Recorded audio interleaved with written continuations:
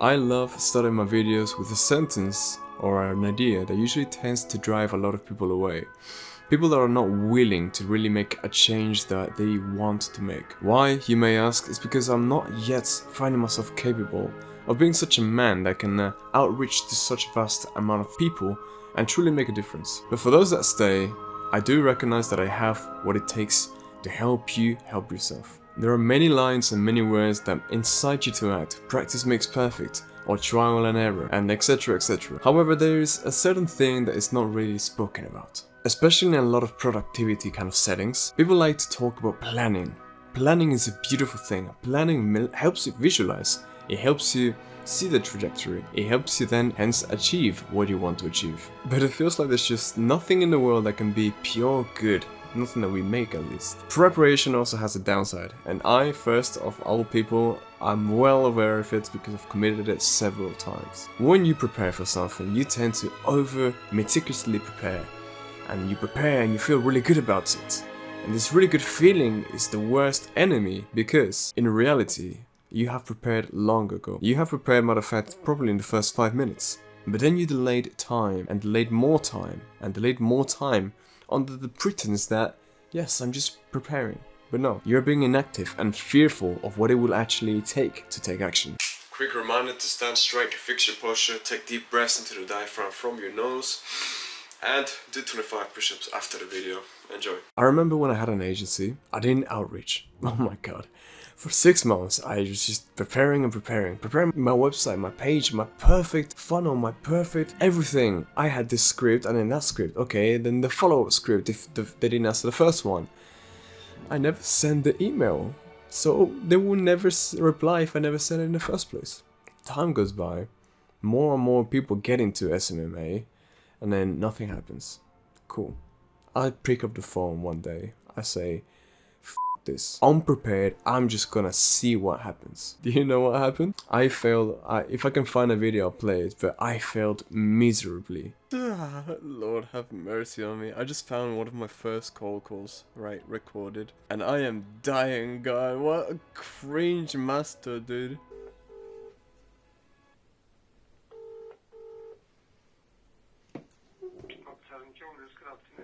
Hello, am I reaching the owner of Robert Allen Jewels? Who's speaking, please? This is Lazarus. Where are you from? From England.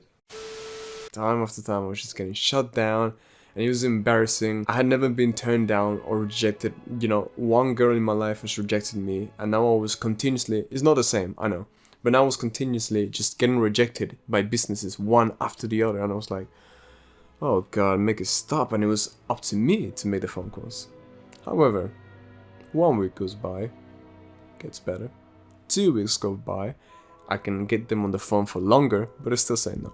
3 weeks go by, a month goes by, I change my approach completely. I've learned a lot more in that 1 month than I learned in 4 months of preparation.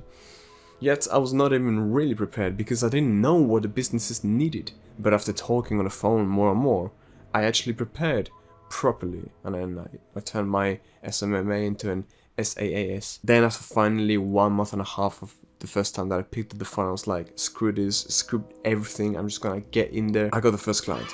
The rest is history. I'm gonna talk about that another day, but because of numerous reasons, I didn't want to keep that job, that work, that business.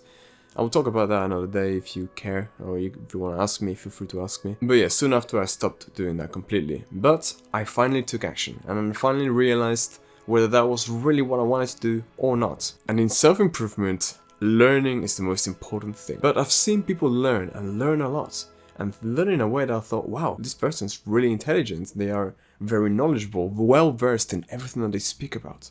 However, when it comes to push and shove, when it comes to reality, they break down or succumb under pressure. Yes, maybe when talking to me they were quite advanced and intelligent, but because we were always friendly and had a good demeanor. When somebody that they weren't comfortable with was presented to them, the whole game changed, and this was very, very curious to me. I realized they never practice these things. What good is knowledge if you don't put it to the act? For instance, let's say you read a lot on Buddhism or on Stoicism here, right?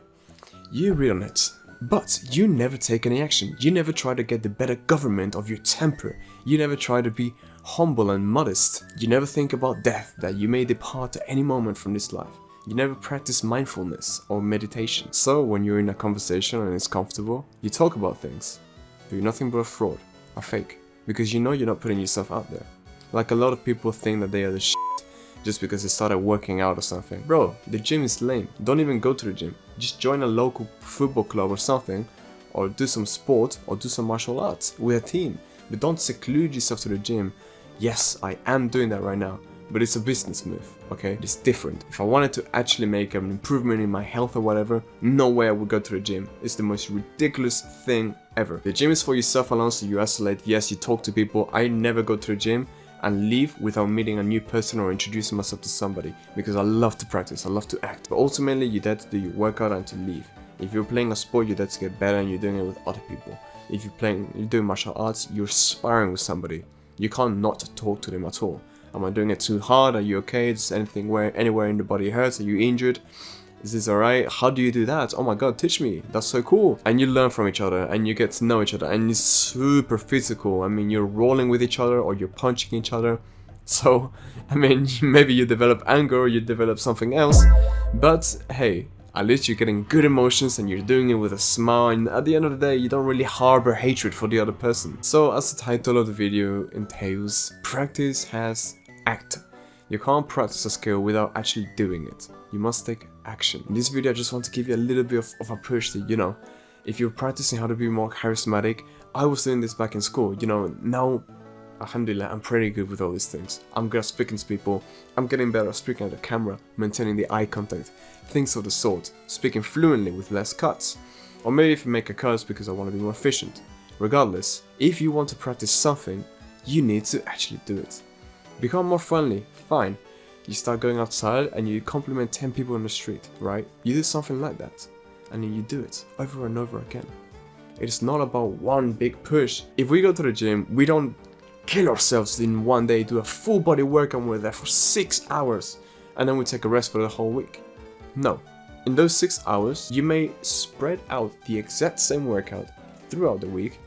It will be much more beneficial for your actual growth. And just to highlight one last thing, that person that spoke about that was very clever but never put anything to the test. This is one of my friend's mom, and this is why you don't want to become like this person. You would have learned a lot and you would have improved a lot. You would have great tools in your head, but you will never be able to put them to the test. But now you'll be stuck with this beautiful pool of knowledge inside of you, which just now drowns you instead of elevates you, because you know you could be doing more. And even if you deceive yourself, your heart and soul never gives up on you fully.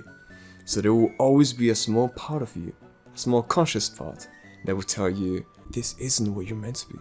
You've got more in you. Whether it is singing, whether it is working out, getting into better shape, or whether it is learning a new skill, you need to practice. Dedicate time to the things that you want to learn. I'm rooting for you and watching from afar. I wish you the best. Strive to be 1% better every day, and much love.